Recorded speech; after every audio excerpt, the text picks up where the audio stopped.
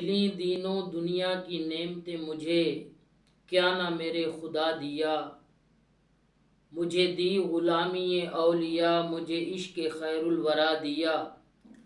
تیرا نام سن کے مچل گئے، تیرا نام لے کے سنبھل گئے، میرے لمحے کیف میں ڈھل گئے، تیرے ذکر نے وہ مزہ دیا۔ کبھی خواب میں تیری دید ہو، تیری دید ہو میری عید ہو، دے مجھے بھی جلووں کی بھیک دے، تیرے در پہ دامن بچھا دیا۔ تیرے میقدے میں قرار ہے، جہاں بن پیے ہی خمار ہے، نہ اتر سکا نہ اتر سکے تیرے نام نے جو نشہ دیا۔ شب غم کے رنگ نکھر گئے، میرے کام کاج سنور گئے، میری چاہتوں میرے پیار کا میرے نبی نے صلہ دیا۔ اٹھے لاکھ طوفان بحر و بر، کبھی آندھیوں نے اٹھائے سر، اسے کوئی بھی نہ بجھا سکا جو دیا نبی نے جلا دیا۔ میرے دل میں یاد حضور ہے، میرا دل خزینہ نور ہے، اس نور حسن حضور نے میرا دل مدینہ بنا دیا۔ تو پیارے پیارے میرے عزیز دوستوں اور مسلمانوں، الحمدللہ ثم الحمدللہ، اللہ پاک نے کرم فرمایا، بندہ نوازی فرمائی کہ ہم سب کی زندگی میں اللہ تعالیٰ نے رمضان المبارک کا مقدس اور پیارا مہینہ ہمیں دیکھنا نصیب فرمایا ہے۔ اور اس ماہ مبارک میں اللہ تعالیٰ نے ہمیں فرائض و واجبات کے ساتھ ساتھ، یعنی کہ فرض نماز کے ساتھ ساتھ نماز تراویح کا بھی ہمیں اللہ تعالیٰ نے نماز تراویح پڑھنے کی ہمیں توفیق بخشی ہے اور ہم پڑھ رہے ہیں۔ اور اس کے ساتھ ساتھ الحمدللہ ہم روزے بھی رکھ رہے ہیں۔ روزہ تو رکھ لیا مگر آداب روزہ کی پرواہ نہ کی۔ روزہ رکھنے کے بعد اس کا ادب ہمارے اوپر ضروری ہے، فرض ہے، واجب ہے کہ روزے کا ادب بھی کیا جائے، احترام بھی کیا جائے۔ اور روزہ رکھنے کے اندر ہم سے کچھ غلطیاں اور کوتاہیاں جو سرزد ہو جاتی ہیں عام حالات میں زندگی میں، تو ان کو روزے کے ثواب کو بحال کرنے کے لیے، روزے کے اجر میں کمی کس بات سے ہوتی ہے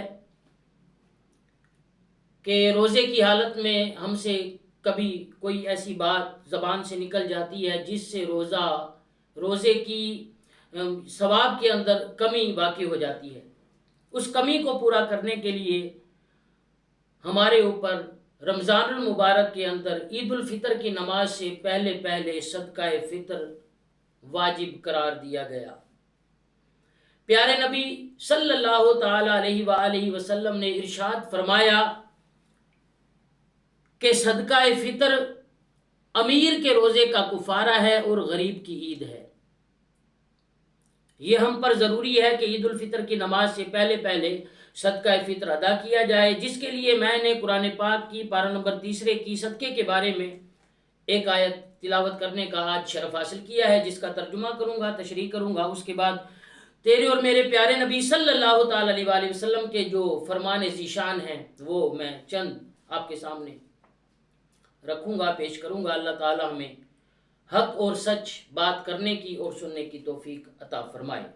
رب کائنات نے قرآن پاک میں ارشاد فرمایا، پارہ نمبر 3، رکوع نمبر بھی 3، ان کی کہاوت جو اپنے مال اللہ کی راہ میں خرچ کرتے ہیں اس دانہ کی طرح جس میں اگائیں 7 بالیں، ہر بال میں 100 دانے، اور اللہ اس سے بھی زیادہ بڑھ جائے جس کے لیے چاہے، اللہ وسعت والا علم والا ہے۔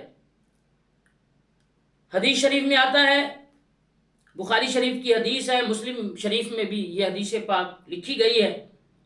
حضرت ابو ہریرہ رضی اللہ تعالیٰ عنہ سے روایت ہے، تیرے اور میرے پیارے پیغمبر سرکار مدینہ صلی اللہ تعالی علیہ وآلہ وسلم نے ارشاد فرمایا، حضور فرماتے ہیں اگر میرے پاس احد پہاڑ کے برابر سونا ہو تو مجھے یہی پسند ہے کہ 3 راتیں نہ گزرنے پائیں اور اس میں کا کچھ میرے پاس رہ جائے، یعنی سارا سونا 3 رات کے گزرنے سے پہلے غریبوں فقیروں میں بانٹ دوں گا، ہاں مجھ پر کچھ قرض ہو تو اس کے لیے کچھ رکھ لوں گا۔ آگے حدیث مبارکہ میں آیا بخاری اور مسلم میں، ہمارے پیارے نبی صلی اللہ تعالی علیہ وآلہ وسلم نے ارشاد فرمایا خرچ کر اور شمار نہ کر، کہ اللہ تعالیٰ شمار کر کے دے گا، بند نہ کر کہ اللہ تعالیٰ بھی تجھ پر بند کر دے گا، کچھ دے جو تیری طاقت ہو۔ اسی طرح الترغیب و ترہیب میں جلد 2 صفحہ نمبر 20 مشکات شریف کی حدیث مبارکہ میں بھی آیا، حضرت علی المرتضیٰ شیر خدا رضی اللہ تعالیٰ عنہ سے روایت ہے کہ ہمارے پیارے نبی صلی اللہ تعالیٰ علیہ وآلہ وسلم نے فرمایا صدقہ دینے میں جلدی کرو کہ بلا صدقہ کو نہیں پھلانگتی۔ بخاری شریف کی حدیث ہے، مسلم شریف کی حدیث ہے، حضرت ابو ہریرہ رضی اللہ تعالیٰ عنہ سے روایت ہے، ہمارے سرکار امت کے غمخوار صلی اللہ تعالیٰ علیہ وآلہ وسلم نے فرمایا 2 آدمیوں میں عدل یعنی صلح کرانا بھی صدقہ ہے، کسی کو جانور یعنی سواری پر سوار ہونے میں مدد کرنا، اس کا سامان اٹھا کر دینا صدقہ ہے اور اچھی بات صدقہ ہے، اور جو قدم نماز کی طرف چلے گا صدقہ ہے، راستہ سے اذیت یعنی تکلیف والی چیز دور کر دینا بھی صدقہ ہے۔ بخاری شریف کی حدیث ہے، مسلم شریف کی حدیث ہے، حضرت انس رضی اللہ تعالیٰ عنہ سے روایت ہے، رسول خدا صلی اللہ تعالیٰ علیہ وآلہ وسلم نے ارشاد فرمایا جو مسلمان درخت لگائے یا کھیت بوئے، اس میں سے کسی آدمی یا پرندہ یا کسی جانور نے کھایا، وہ سب اس شخص کے لیے صدقہ ہے۔ جامع ترمذی شریف کی حدیث ہے، جلد 2 صفحہ نمبر 17، حضرت ابو ذر غفاری رضی اللہ تعالیٰ عنہ سے روایت ہے، ہمارے آقا کریم صلی اللہ تعالیٰ علیہ وآلہ وسلم نے فرمایا اپنے بھائی کے سامنے مسکرانا بھی صدقہ ہے، نیک بات کا حکم کرنا صدقہ ہے، بری بات سے منع کرنا صدقہ ہے، راہ بھولے ہوئے کو راہ بتانا صدقہ ہے، کمزور نگاہ والے کی مدد کرنا صدقہ ہے، راستہ سے پتھر کانٹا ہڈی دور کرنا صدقہ ہے، اپنے برتن میں سے اپنے بھائی کے برتن میں پانی ڈال دینا بھی صدقہ ہے۔ اسی طرح جامع ترمذی کی حدیث مبارکہ ہے، حضرت انس بن مالک رضی اللہ تعالیٰ عنہ سے روایت ہے، پیارے نبی صلی اللہ تعالیٰ علیہ وآلہ وسلم نے فرمایا صدقہ اللہ تعالیٰ کے غضب کو ٹھنڈا کر دیتا ہے اور بری موت کو ٹال دیتا ہے۔ حضرت انس رضی اللہ تعالیٰ عنہ سے روایت ہے، پیارے نبی صلی اللہ تعالیٰ علیہ وآلہ وسلم نے فرمایا، مشکات شریف کی حدیث ہے، جامع ترمذی کی حدیث ہے، جب اللہ تعالیٰ نے زمین پیدا فرمائی تو اس نے ہلنا شروع کیا، تو اللہ تعالیٰ نے پہاڑ پیدا فرما کر اس پر نصب کر دیا تو زمین ٹھہر گئی۔ فرشتوں کو پہاڑ کی سختی دیکھ کر تعجب ہوا، عرض کیا اے اللہ تعالیٰ تیری مخلوق میں کوئی چیز ہے جو پہاڑ سے زیادہ سخت ہے؟ تو اللہ تعالیٰ نے فرمایا ہاں لوہا ہے۔ تو فرشتوں نے عرض کی لوہے سے زیادہ کوئی چیز سخت ہے؟ تو اللہ تعالیٰ نے فرمایا ہاں آگ لوہے سے بھی زیادہ سخت ہے۔ فرشتوں نے عرض کی آگ سے زیادہ بھی کوئی چیز سخت ہے؟ تو فرمایا ہاں پانی ہے۔ پھر فرشتوں نے عرض کی پانی سے زیادہ کوئی چیز سخت ہے؟ تو فرمایا ہاں ہوا ہے جو پانی سے بھی زیادہ طاقتور ہے، طاقت رکھتی ہے۔ پھر فرشتوں نے عرض کی ہوا سے زیادہ کوئی چیز سخت ہے؟ یا اللہ ہوا سے زیادہ کوئی چیز سخت ہے؟ تو اللہ تعالیٰ نے فرمایا ہاں ابن آدم علیہ السلام کا داہنے ہاتھ سے صدقہ کرنا کہ اسے بائیں ہاتھ سے چھپاتا ہے، یہ اس سے بھی زیادہ وزنی ہے۔ اسی طرح امام احمد، ابن ماجہ، جامع ترمذی، سب احادیث مبارکہ میں یہ بات لکھی گئی ہے۔ حضرت معاذ رضی اللہ تعالیٰ عنہ سے روایت ہے، ہمارے پیارے نبی صلی اللہ تعالیٰ علیہ وآلہ وسلم نے فرمایا صدقہ گناہوں کو ایسے دور کرتا ہے جیسے پانی آگ کو بجھاتا ہے۔ تو عزیزان محترم، اللہ تعالیٰ ہمیں عید الفطر کی نماز سے پہلے خاص طور پر رمضان المبارک کے اندر غرباء و مساکین کی زیادہ سے زیادہ امداد کرنے کی توفیق عطا فرمائے۔ جس طرح آج کل پاکستان کے حالات ہم سے ڈھکے چھپے نہیں، مہنگائی کا جس طرح سے دور دورہ ہے، لوگ گھر میں ایک ٹائم کا کھانا پکانے کے لیے بھی کافی گھرانے ایسے ہیں ہمارے ملک پاکستان کے اندر۔ میں بڑے دکھ کے ساتھ یہ بات آج عرض کرنے لگا ہوں کہ ایک وقت کا کھانا بھی ان سے بن نہیں پا رہا۔